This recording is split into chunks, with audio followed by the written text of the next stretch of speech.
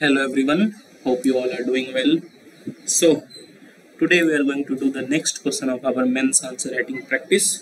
जो हमारी mains answer writing practice series चल रही है उसके नेक्स्ट क्वेश्चन की तरफ आज हम लोग बढ़ने वाले हैं।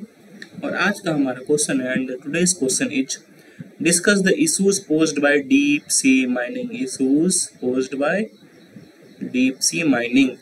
Also briefly describe international and national conventions. जो इंटरनेशनल या नेशनल कन्वेंशन है रेगुलेटिंग डीप सी माइनिंग, जो रेगुलेट करते हैं डीप सी माइनिंग के। जो दो चीज़ों का आज हमें ध्यान देना है, क्या इशूज होते हैं डीप सी माइनिंग से और क्या इंटरनेशनल या नेशनल कन्वेंशन है जो रेगुलेट करते हैं डीप सी माइनिंग को। So we will see how we approach this answer.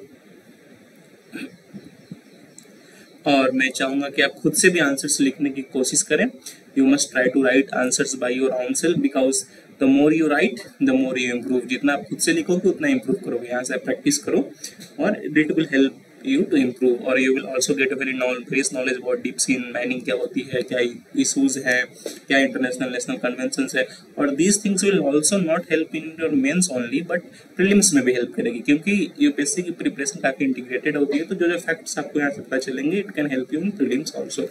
So let's start the answer, see how we approach the answer. So introduction. So जो इंट्रोडक्शन का thumb rule है जो मैं हमेशा कहता हूँ, यह तो डिफाइन, ये तो डालो फैक्ट्स।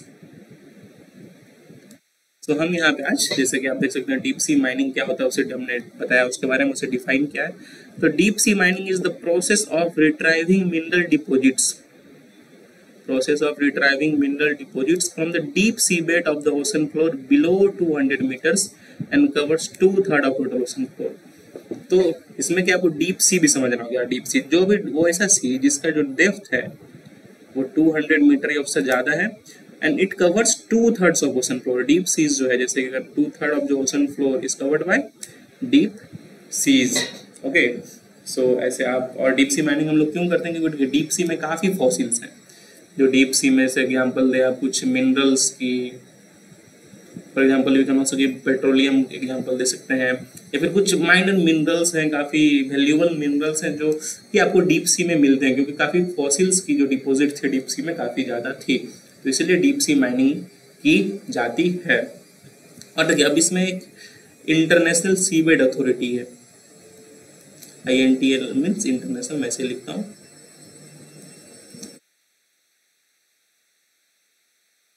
जो कि UN क्लॉज के अंदर है। It is a body of UN clause. What is UN clause? United Nation Convention on the Law of Seas. United Nation Convention on Laws of Sea. तो UN क्लॉज एक UN body है, इसके अंदर एक body है which is International seabed Authority, ISA agency है UN clause के अंदर। इसके हिसाब से डीप सी क्या है? जो भी सी है that is out beyond, sea is beyond exclusive economic zone. जो एक्सक्लूसिव इकोनॉमिक जोन के बियॉन्ड जो सीज है उसे हम लोग कहते हैं डीप सी। और इस हिसाब से जो एक्सक्लूसिव इकोनॉमिक जोन के बाहर जो सी है that is covers around 50% of total sea और टोटल ओशन। तब समझिए पहले EEZ अब क्या होता है। यहाँ एक टर्म है EEZ that is exclusive economic zone. तो आपको समझना होगा वो टर्म क्या होता है। मैं आपको यहाँ पे समझा देता हूँ। देखिए मान के चलो यहाँ पे लैंड खत्म हो रही है और यहाँ से सी स्टार्ट हो रही है, तो जो 12 माइल्स का दूर है, जो 12 नॉटिकल माइल्स की जो डिस्टेंस है, इसे हम कहते हैं टेरिटोरियल जोन।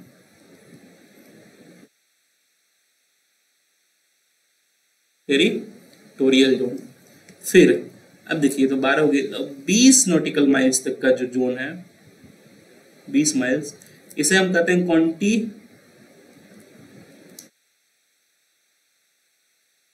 इसे हम कहते हैं कॉन्टिगियस जोन। ये हो गया, सॉरी नो 20 नहीं 24, सॉरी। जो 12 माइल्स तक है nautical miles that is territorial zone, 24 miles तक है कॉन्टिगियस जोन, और उसके बाद जो 200 माइल्स तक है that is called EEZ, that is 200 miles तक, जो ये जो लाइन को 200 माइल्स तक खींच दो up to 200 miles it is EEZ that is exclusive economic zone. ये क्या टेरिटरी जैसे, तो ये जो एक्सक्लूसिव इकोनॉमिक जोन होती है वो कंट्री, जिस कंट्री के ये मतलब कोस्ट से 200 माइल तक है, वो उस कंट्री का एक्सक्लूसिव इकोनॉमिक जोन है जिसमें वो कंट्री काम करती है, ये वो एक्सप्लोर करती है, और उसके बियॉन्ड जितना भी एरिया है दैट इज डीप सीज। तो this is according to international seabed authority, international seabed authority. तो ये कुछ फैक्ट्स थे जो आपको समझाना जरूरी थी, आई होप आपको समझ में आई होगी। हम बढ़ते हैं बॉडी की तरफ, and the body is asking about two things that is issues and international and national conventions. तो पहले हम इशूज देखते हैं, क्या क्या इशूज हो सकते हैं डीप सी माइनिंग से। So first of all is environmental impact. सबसे बड़ा इन्वायरमेंटल इम्पैक्ट क्या हो सकता है कि IUCN ने कहा है, that is International Union of Conservation of Nature and Natural Resources. As per IUCN, there are many organisms that we don't know live in deep seas. काफी ऐसे ऑर्गेनिजम्स हैं, काफी ऐसे एनिमल्स हैं, काफी ऐसे मरीन एनिमल्स हैं जो कि डीप सीज में रहते हैं और उनके बारे में हमें पता भी नहीं है। Unique species, these are unique species, deep seas में रहते हैं, अनएक्सप्लोर्ड एरियाज में रहते हैं जिनके बारे में पता नहीं है। और क्या हो सकता है अगर हम डीप सी माइनिंग करेंगे तो ये स्पीसीज हमारे जानकारी के बिना ही एक्सटिंक्ट हो सकते हैं, हमें पता भी ना चले कि ये स्पीसीज कभी यहाँ पे रह रही थी और उनकी एक्सटिंक्शन हो सकती है। तो this is one of the major problem deep sea mining की, जो अनएक्सप्लोर्ड एरियाज है जहाँ यूनिक स्पीसीज रहते हैं दैट कैन गो एक्सटिंक्ट। मैं यहाँ समझाने के लिए लिख रहा हूँ, आप इन्वायरमेंटल इम्पैक्ट्स में अगर आप ऐसे आंसर को अप्रोच करोगे तो खुद से अपने वर्ड्स में इस सेंटेंस को बनाओगे, okay, that will help. Secondly कि जो डीप सी की जो भी बायोडाइवर्सिटी है या इकोलॉजी है,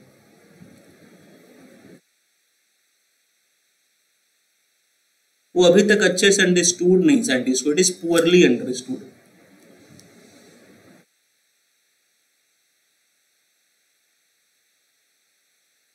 ठीक है, जो इकोलॉजी बायोडाइवर्सिटी पुअरली अंडरस्टूड है, और इससे क्या है कि हम कुछ एक प्रॉपर फ्रेमवर्क नहीं बना पा रहे हैं, कोई गाइडलाइंस नहीं बना पा रहे हैं कि डीप सी माइनिंग कैसे हो, क्योंकि हमें जिस एरिया के जिस जगह के बारे में पता भी नहीं हो है तो उस पर हम कैसे गाइडलाइंस बना सकते हैं कि आप ऐसे ऐसे डीप सी करो, इस और स्पेसीज को बताओ जिस स्पेसीज को पता ही नहीं है।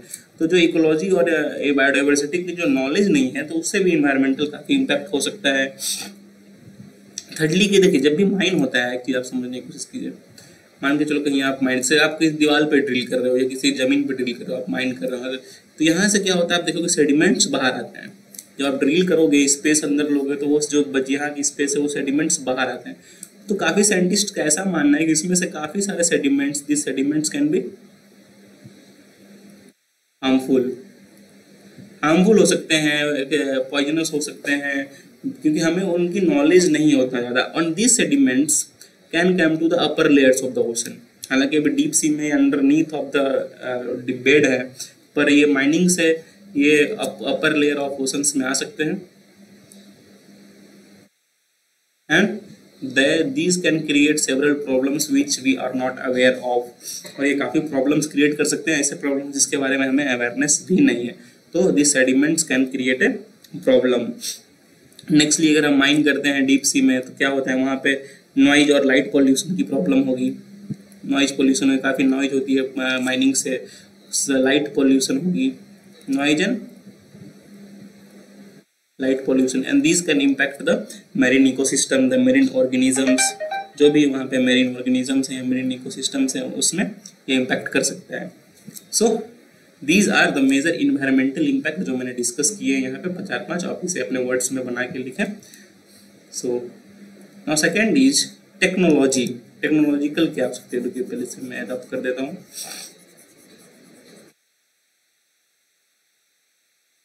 टेक्नोलॉजिकल एस्पेक्ट से देखें तो हमारा जो स्पेशलाइज्ड ड्रिल्स है या फिर जो भी टेक्निक्स चाहिए हमें डीप सी एक्सप्लोरेशन के लिए, वो अभी हमारे पास नहीं है। It is a major technical challenge.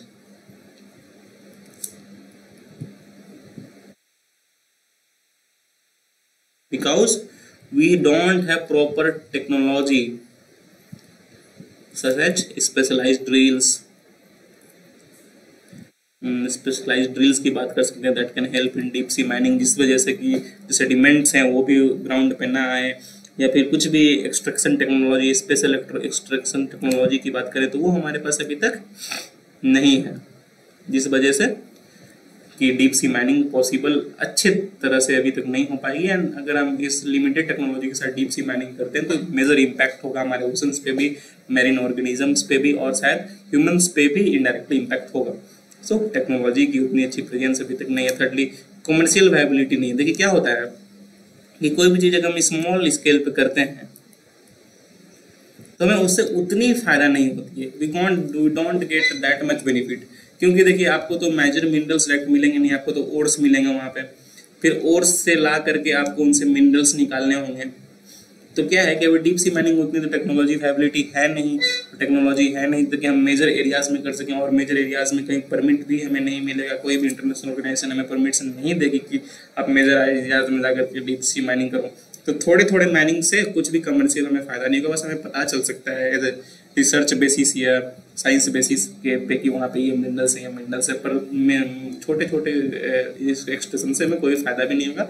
In fact हमारी जो कॉस्टिंग है, जो टेक्नोलॉजी में कॉस्टिंग लगेगी या फिर करने में जो कॉस्टिंग लगेगी, जो मिनरल्स की कॉस्ट होगी उससे ज़्यादा लग जाएगी शायद, इसलिए अभी तक ये कॉमर्शियली वायबल नहीं होगा।